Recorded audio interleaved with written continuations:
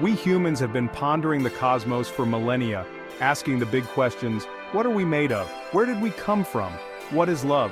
The ancient Greeks, those early astronomers and philosophers, seemed to have a pretty good grasp on this whole love thing. They identified not one, not two, but 8 distinct types of love.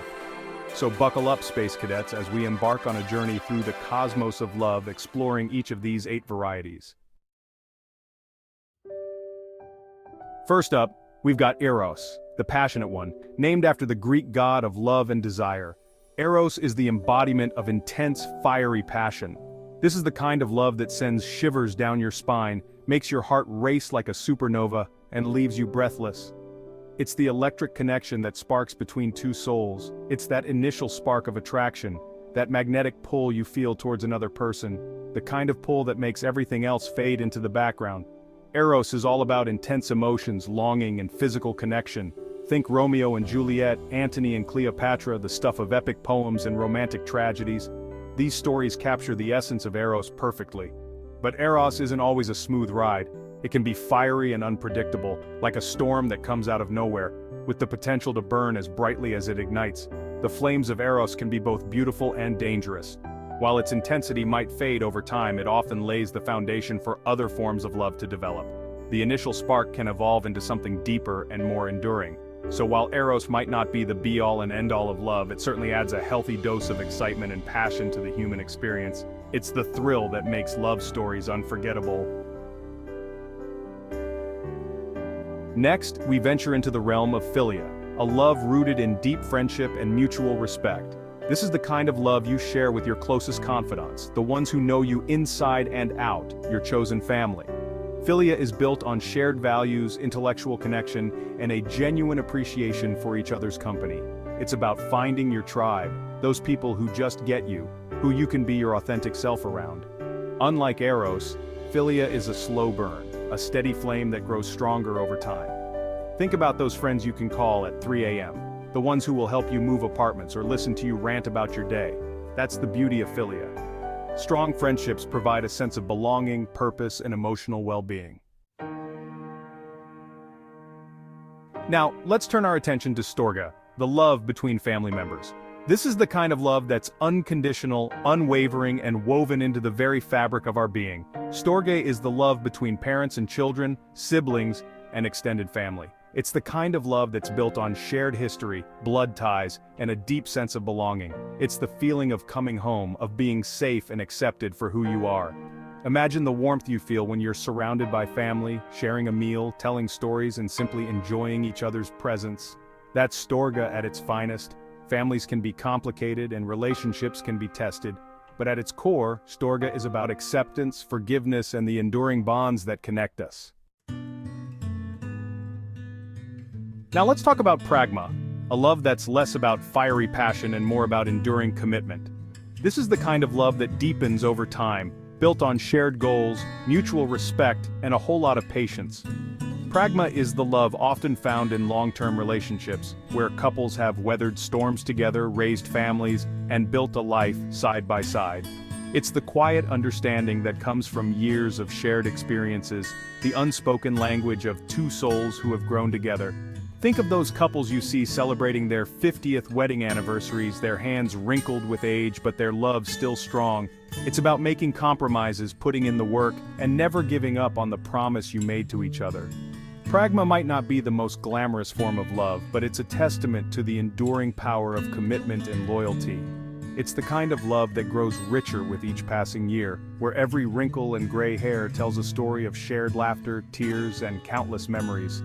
Pragma is the love that stands the test of time, proving that true love is not just about the good times, but also about facing challenges together. It's about being there for each other, through thick and thin, and finding joy in the simple moments. This enduring commitment is what makes Pragma so special and so rare. Time to lighten the mood with Ludus, the playful, flirtatious love that's all about having fun. This is the kind of love that's lighthearted, carefree, and often found in the early stages of a relationship or casual dating. Ludus is about enjoying the moment, flirting, teasing, and sharing laughter. It's the butterflies in your stomach, the stolen glances across a crowded room, the thrill of the chase. Think about young love, the kind that makes you feel like you're floating on air. It's full of playful banter, spontaneous adventures, and a sense of carefree joy. Ludus is about exploring your connection with someone, discovering their quirks, and enjoying the journey without taking things too seriously. While Ludus might not always lead to a long-term commitment, it's an important reminder to never lose our sense of playfulness. Now we enter the realm of mania, a more intense and often tumultuous form of love. This is the kind of love that consumes you, possesses you, and can sometimes lead to unhealthy behaviors. Mania is characterized by obsessive thoughts, possessiveness, jealousy, and a constant need for reassurance. It's the kind of love that can feel all-consuming, like a wildfire burning out of control. Imagine the feeling of being completely infatuated with someone, to the point where you can't think of anything else. Mania can be fueled by insecurity, low self-esteem, or past relationship traumas. While mania can be intoxicating in small doses, it's important to recognize when it becomes unhealthy and to seek help if needed. In our exploration of love, we arrive at philautia, the love we have for ourselves. This is not to be confused with vanity or narcissism, but rather a deep appreciation for our own worthiness and value. Philautia is about recognizing our strengths, embracing our imperfections, and treating ourselves with kindness and compassion. It's the foundation of a healthy and fulfilling life, allowing us to show up authentically in all our relationships. Think about the way you talk to yourself, the thoughts you have about your abilities and your worth. Are they kind, loving, and supportive? Or are they critical, judgmental, and self-sabotaging? When we love ourselves unconditionally, we create a solid foundation for all other forms of love. So make time for yourself, indulge in activities that bring you joy, and never underestimate the power of self-love. Finally, we reach agape, the highest form of love according to the ancient Greeks. This love is not just a feeling but a profound state of being. This is a love that transcends the individual, encompassing all of humanity and even extending beyond ourselves. It is a universal love that binds us all together. Agape is unconditional, selfless, and characterized by empathy, compassion, and a deep sense of interconnectedness. It is the love that sees no boundaries or limitations. It's the love that drives acts of kindness, altruism, and social justice. It inspires us to reach out and help those in need regardless of who they are. Think about those who dedicate their lives to serving others: doctors, nurses, teachers, activists, volunteers. These individuals are the living embodiments of agape. They embody the spirit of agape, putting the needs of others before their own and striving to make the world a better place. Their actions remind us of the power of selflessness. Agape is about recognizing the inherent worth and dignity of every human being, regardless of their background, beliefs, or circumstances. It is about seeing the beauty in our diversity. It's about extending grace, practicing forgiveness, and seeing the divine spark in everyone we meet. It encourages us to build bridges, not walls. It's about recognizing our shared humanity and understanding that we are all connected.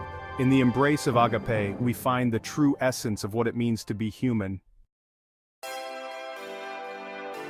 As we conclude our journey through the 8 types of love, it's important to remember that these are not rigid categories, but rather fluid and interconnected aspects of the human experience. Just like the constellations in the night sky, they can overlap, intertwine, and evolve over time. Understanding these different forms of love gives us a deeper appreciation for the complexities of human relationships.